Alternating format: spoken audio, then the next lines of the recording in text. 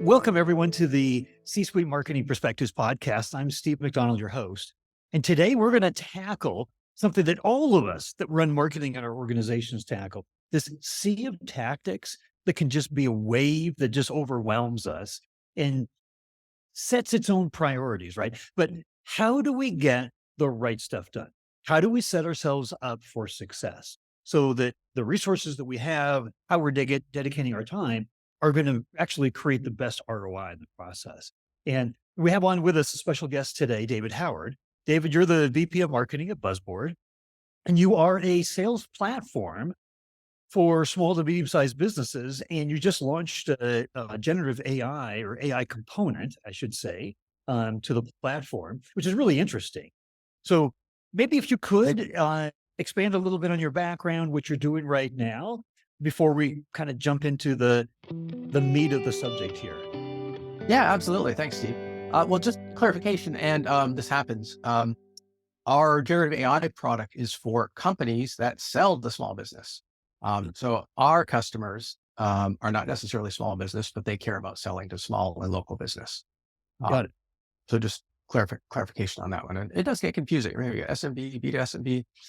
But in any event, yes, we're so happy, so excited. We just launched this platform. It's a digital sales platform for sales reps to use, people who go out and sell products, media and broadcast companies, marketing agencies sell products to small business.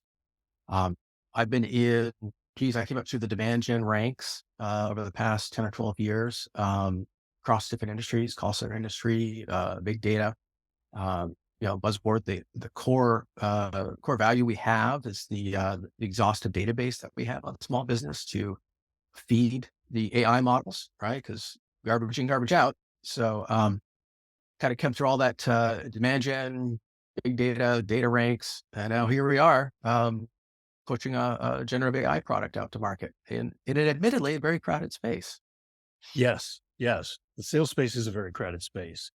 But And Gen AI, yeah. so what is also crowded is that, the amount of work that we have to get done, the work that we're given to get done, right? I mean, I've spent years as a fractional CMO, and I got very tired when I'd come on board, and it's like everything that you thought you needed to do over the last 6 months to a year that you couldn't get done, all of a sudden gets kind of shoved across the virtual table. And all of a sudden you're into tactics before we ever actually can think about what are our priorities, what is going to, what's the 20% that's going to get the 80% return. Right. And so you have kind of a way of thinking about that and setting priorities so that you can actually get the right stuff done. Tell us a little bit about your model and how you just think. Yeah, so I do think about how to get stuff done. And, at a prior company, we had some software used by operations folks. And we talked about, operations is a get stuff done job.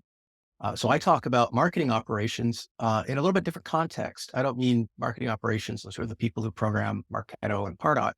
I mean, from a leadership role in marketing, how do you structure how the team operates and get stuff done? What are the practices? What are the tools? Um, what are the workflows, right? How do you systematize the tactical execution towards the strategy in the marketing team? And so, a lot of that, right? And you'd be surprised, like a lot of people aren't good at backward planning, right? So a lot of it starts with just, backward planning tools instead of, forward planning, which leaves you running from one activity to the next activity to the next activity. And oops, you missed a deadline, right? So just basic backward planning stuff like that's always start there. Another key tool that I put in at a couple shops is, well, I call it an abstract, but it's kind of a catch-all. And it's an internal planning document. So if you think, think about content, right? You think about written content. We have this new asset piece that's coming out.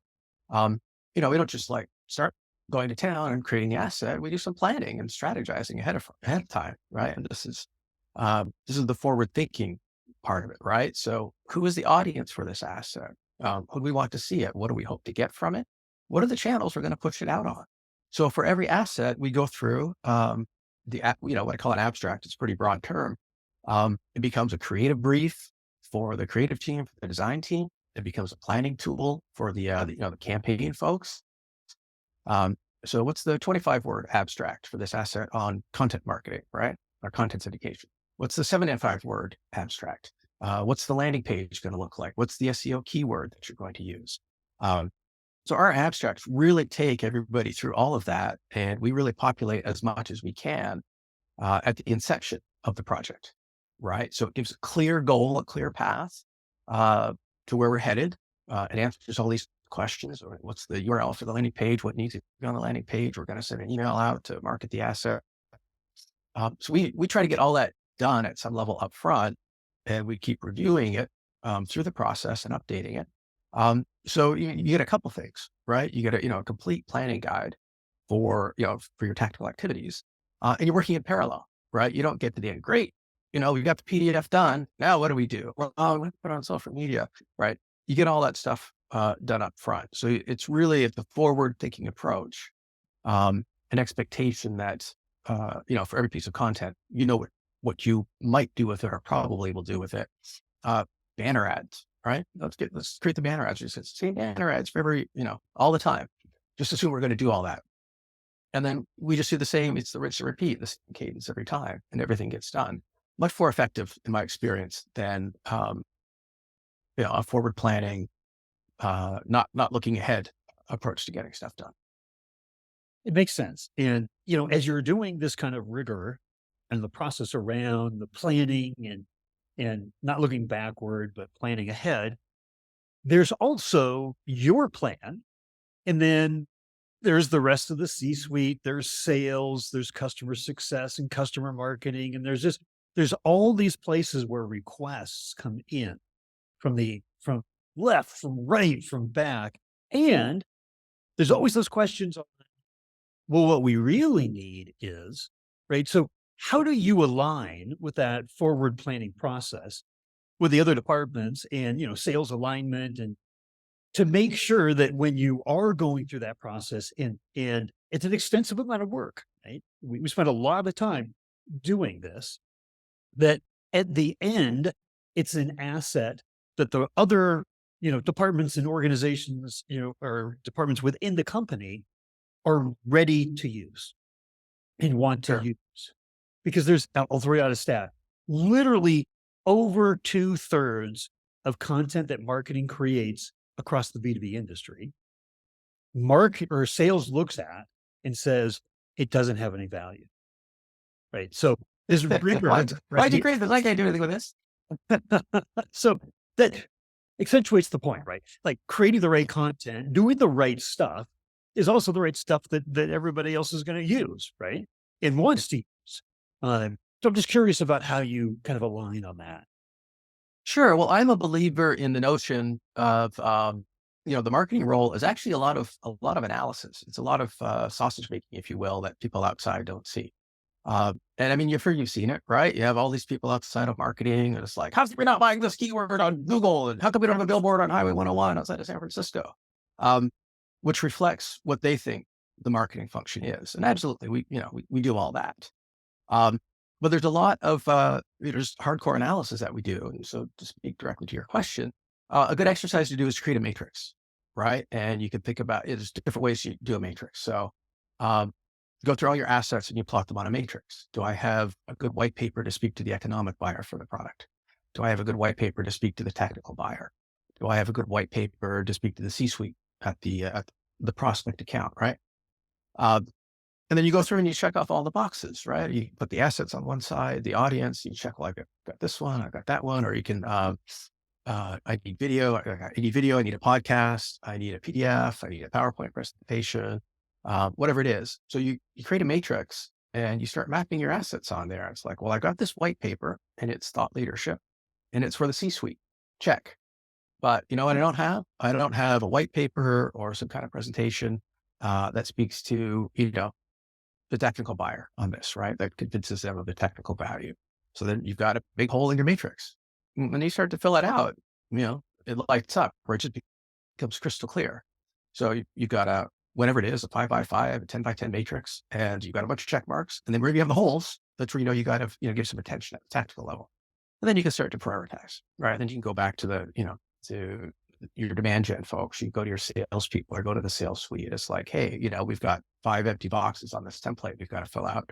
We have to sequence it. We can't get it all done at once. So what feels like the biggest priority, right? So salespeople, to your point, like salespeople that never use this stuff. Well, what are you missing? What's the pain point? What would you like to send to your folks that you don't have? Well, that's great because that cell, 2 down, 2 across, that's missing. We're going to get jump on that. That's how you prioritize. Yeah. So A rather large matrix. If you look at your ICPs, right, you just mentioned C-suite, technical buyers, like in the buyer group, and then your vertical markets. And all of a sudden, this matrix of different questions and different discussion points evolves.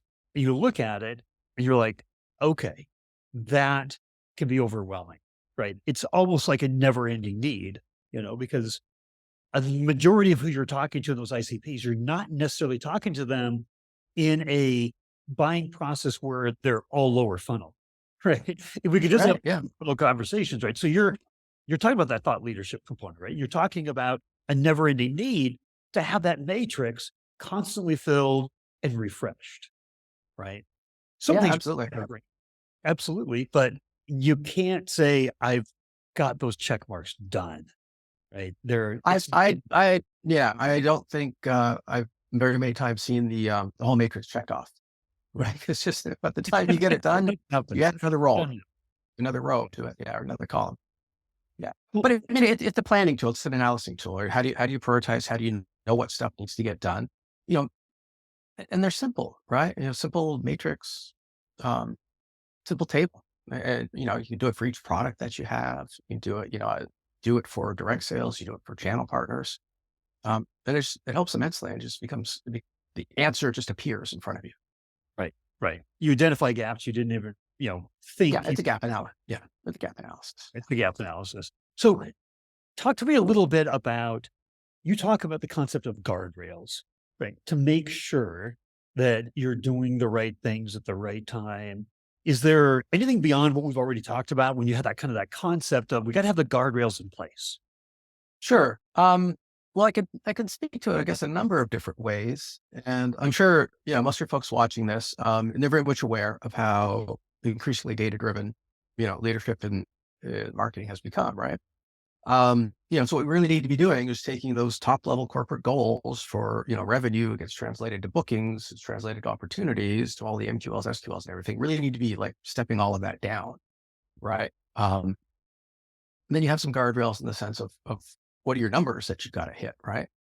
So, that's one way to think about it. And another way I think, that how to translate guardrails into action for lower level staff is like, these are the numbers we got to hit.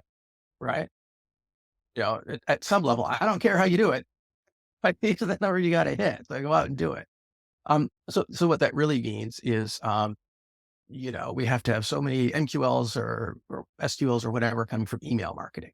Those are the numbers, right? These are the parameters that you have. These are the templates for your email, or this is the messaging. We've done all of our positioning homework, right? This is another sausage making exercise that marketing folks do that people outside, this isn't part of the deal. But it is, right? Your messaging statement, your value proposition, those are guardrails. It's like, get an email out that drives home that messaging. Get an asset that, has some thought leadership, speaks to an audience, but the guardrail is you got to have that messaging. So it really comes down, I think, no matter how you slice it, to how much of your homework have you done and analysis have you done to set yourself up for success at the go-to-market, right? Because once you're at go-to-market, then it's tactical execution. And without the tools, without the guardrails, without the parameters, nobody knows what to do. And there's a leadership, and I'm like a coach mentor leadership style, where I'm trying to grow people. So that's the other thing is, look, I've given you all the parameters, given you the top level corporate goals that we're after. I've given you like the next level down, kind of operational metrics we need to hit. Giving you positioning, or giving you messaging, or define the ICP. I don't want to micromanage, lean over your shoulder while you're clicking the mouse. I don't want to micromanage you, but I want you to come back with a deliverable, whatever it is, an asset, a draft, an abstract. I want you to come back with a deliverable that meets the needs of the company within all of those parameters I just laid out for you. So, guardrails, it's also a leadership tool, right? And we're white collar professionals here, right? We don't want to be micromanaged. We're educated people. We feel best when we're entrusted to deliver something and we deliver and we do good work or recognize that. So I think that's really super important when coaching and mentoring people, giving them room to do their job. Right. We all do a better job if we feel we're respected, we're given responsibility, right? And what we do matters, right? Yeah. And so I love everything you just said there.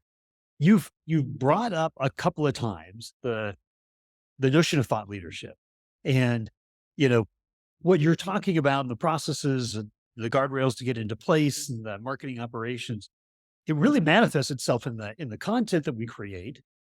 It goes into the demand gen campaigns, right? That fuels the brand and our perception as trusted advisors, and all the way down through the bottom of the buyer's journey. I'm going to ask you a question. I was going to kind of pin you against the wall for an answer, right? And why? But if you step back and say, hey, how important on a scale of 1 to 10 is content in the overall growth and success of the company? 1, it's not important. 10, it's vital to the growth and success of the company. How would you rate it and why? Yeah, well, that's easy, right? I mean, the answer is 11 on a scale of 1 to 10, right? So, You broke we the can go, scale. right. Okay. Broke the scale. Spinal Tap, right? My amp goes up to 11, right? Yeah. But let me put some context on that. Most of us watching, engaged in this, right? We're going to be, at tech companies that are introducing new stuff. So content is how you convey the new stuff, the new message, right? We're always splitting product categories, right? We're always, dividing some sales platform into, some other specialized sales platform. And now the category is 2, and now it's 3. We're always splitting product categories. We're always introducing new things. We're always introducing, this is the new way. This is the old way. You need thought leadership and you need content. Content is the vehicle for delivering the message. And if you want to convince somebody to leave an old practice behind and adopt a new practice, you need thought leadership, right? Big picture philosophy stuff, right? Get the top of the company, customer, top of the org chart on board with it, right? What's it going to do? Where are the cost savings? Where are the benefits? Right. And just think about what everybody's seeing with generative AI right now. How much thought leadership stuff is there out there, right? Survey after survey, Harvard, or somebody comes up and says, Everybody. blah, blah, blah, 40% improvement, right? That's all, like, you gotta get on board. You gotta get on board this, right? So content is the vehicle for thought leadership. Content is the vehicle for like next level down from thought leadership. Like, how do you do it?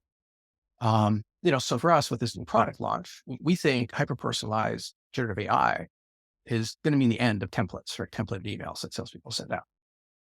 So thought leadership, we put together a no templates manifesto, right? It's like, this is why templates are bad and this is how they're going to go away. Templates are spam factories and templates don't work anymore. And, we got feedback from LinkedIn on people who said, I hate templates. So that's the thought leadership piece. And that's a content piece as a PDF. It's also just on our website. But then the next piece of content is not so much thought leadership. It's like, if you bought into our thought leadership piece, now you want to come to this how-to guide, because we'll take that thought leadership, that high level, philosophy, we'll translate that into actual things you can do. Right. That's another piece of content. And then of course, content manifests. It can be a podcast. It can be a video. It can be a webinar. It can be an email. Email is content. Your website is content. So all the different forms of content that are out there. And I'm always strong on the notion, not everybody integrates a message from the same content. Some people like to watch a webinar. Some people want to hear it on a podcast while they're at the gym. Some people want to read a white paper. So you got to have, whatever your message is, you have to the best of your ability, right? And your resources, the best of your ability and resources, get the message in many different forms. Because as good as all the platforms are, I still can't tell you from my Pardot or my Salesforce how Steve likes to consume content. Right. So you got to offer it up in different forms. And your message has to be consistent across all those forms, but you got to offer it up in different forms for people. So tell me a little bit about how you judge your content. And, before we press the record button on past conversations, we've talked about marketing attribution, right? And there's a lot that's discussed these days about the data-driven CMO. And, tell me a little bit about so much time and effort put into all the content that you're talking about, all the resources to bring the demand gen campaigns, fuel the pipeline. How do you measure? How do you judge the effectiveness of your programs? Sure. Yeah, that, like it's into attribution and all kind of the nuts and bolts of attribution. I think the very baseline is content delivery. Are you measuring consumption of the asset itself? Right. And, we can take this into like Salesforce campaigns. If you're on Salesforce, use campaigns to do it. So you have one campaign, which is consumption of the asset, how many people download it. And then a same asset, but a different axis. Where are they downloading it from? I do content syndication and, I had 10 downloads in 2 days, but I put it up on LinkedIn with, paid advertising on LinkedIn, and I had 20 downloads in 2 days. Well, the LinkedIn channel is twice as good. So, at least measuring on 2 different axes, right? Who's consumption volume and channels. And then, I'm not afraid to survey folks. How do you like your content? Right? What's working for you? Done it before. And I mean, surveys can be transactional like that. Like, tell us what kind of content you'd like to see, right? Help shape it. What's missing for you? And then kind of as an aside, right? And many of your audience, already know this, but I mean, surveys are just a great way to generate content, right? Find a question that's circulating in your audience and ask them about it, right? It's unique, it's proprietary. Once you're in the survey, you're turning it around into an asset and put it back out to them. Yeah, it's something that nobody else has, right? It's proprietary information that you created, and people love stats. People love research because it's bringing them a new point of view on something that they think they know well or they need to learn about. But it's like a shining beacon of something new to learn here, right? Mhm. So I love that. What is, in your mind, what are the most important things, like if you were designed at the end of the year, hey, how do I want to be judged? How did I do my job? Right? How did I do it well? What would be the things that you would say to your next C-suite, Mhm. or the C-suite today, if you had input in that, right? How would you, in the ecosystem of what we've been talking about here, how would you want to be judged the most? Well, contribution to bookings, right? Really, at a leadership role within marketing, again, let's go back to the beginning, right? The board management sets top level objectives for the company, right? In terms of revenue, has to be translated to bookings. Bookings are typically translated to opportunities, right? So the marketing leadership, I mean, it all starts there, right? What are the top level goals for the company? What do I contribute and how do I measure that? So it's like pipeline, right? And then you can measure number of opportunities, dollar value, and you can weight it and apply probability and all that kind of stuff. I mean, that's top level. The whole marketing team needs to be focused and contributing to that. Now, when you get down to individual contributors, somebody's running pay-per-click campaigns or somebody's doing email marketing, they are tracking and monitoring. I call them intermediate metrics, right? How many clicks did you get in the email? How many opens? How many clicks did you get on the ad? How many form fills and all sort of stuff? Those are, again, intermediate metrics. We got to track them for sure. We got to pay attention to them. But that's also, kind of in the sausage making realm of like, you don't really need to share too much of that stuff outside of the marketing department, right? And people, as long as your top level numbers are good, as long as you're getting top level numbers, people don't really want to drill down and see, well, how many emails how many opens are you getting in your emails? As long as you deliver those top level numbers. And then of course you have to, do that against your budget, right? So it's not just like I spent $1 kajillion and I hit my number. It's like I hit the number of delivering opportunities in pipeline and I did it within budget, right? So, those things go together. And, I had a great conversation with a CEO. One time I, joined the company. We were, still a young startup. And, I said, we're going to start putting all the reporting and tracking everything together, track the demand gen funnel. And, we're spending money and, I got an answer for that. And I mean, it was like drop dead simple, right? He's like, look, David, if you come to me and you ask me for X dollars for Google ads and Y dollars for content syndication, if that's the language you're using when you talk to me and ask for money, that's the language you use in your report. Like, it doesn't get simpler than that. Right?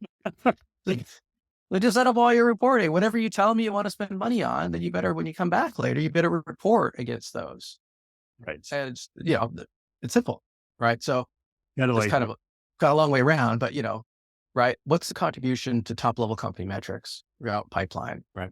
And how are you taking care of the money, right? We got a lot of money to spend in marketing typically, and often have a free hand in it. You got to answer for it it's all through the organization. yeah, the last thing, because marketing is a big cost center, right, to the organization, but you don't want to be viewed as a cost center. You want to be viewed as a revenue generator, right? Yeah, you put $1 in, you get $3 out or $4 out, right? That's the goal.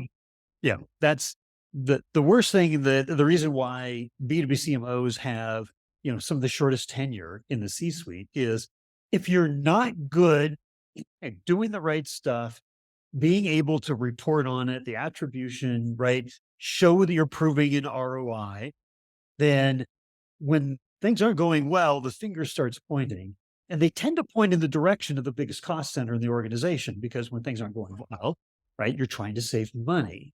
So you're not going to get rid of your sales team.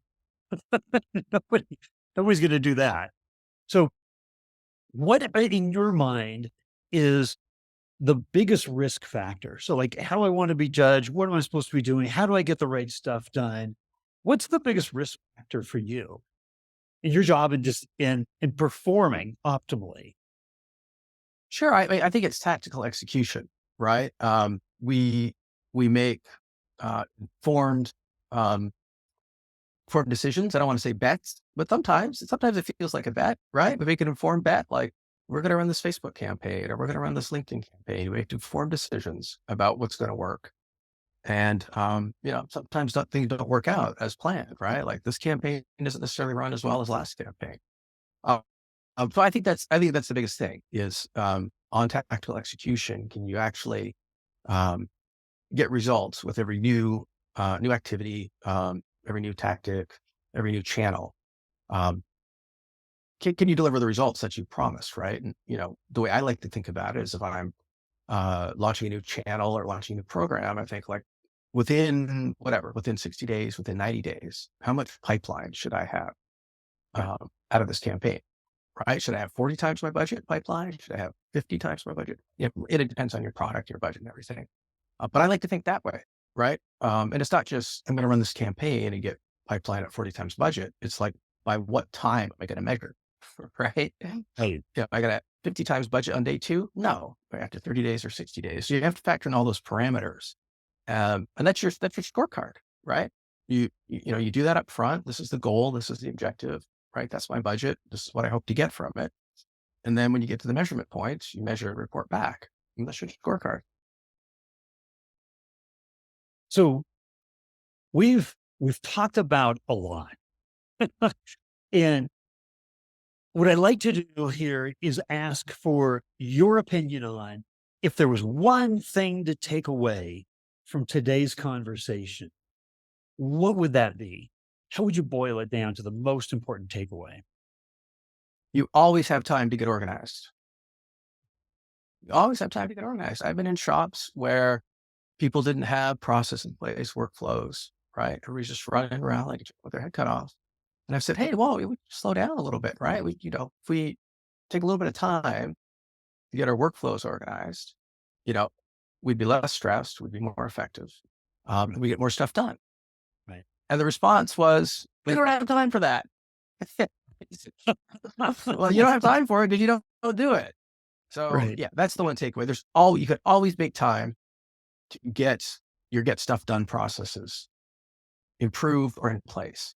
And it happens a lot, right? And I'm sure you've seen it. It happens a lot with small companies, with startups, right? Everybody's just running.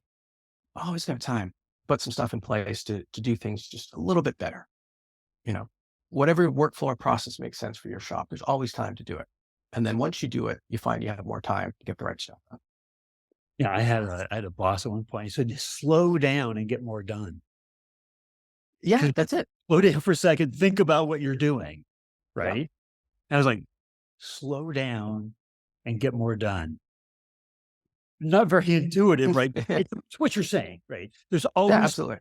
to slow down, take a look and say, okay, instead of just, oh, I'm getting this in, I got to get that, I got to do this. You are letting the tactics, the sea of tactics run you instead of you running what's important, getting the right stuff done.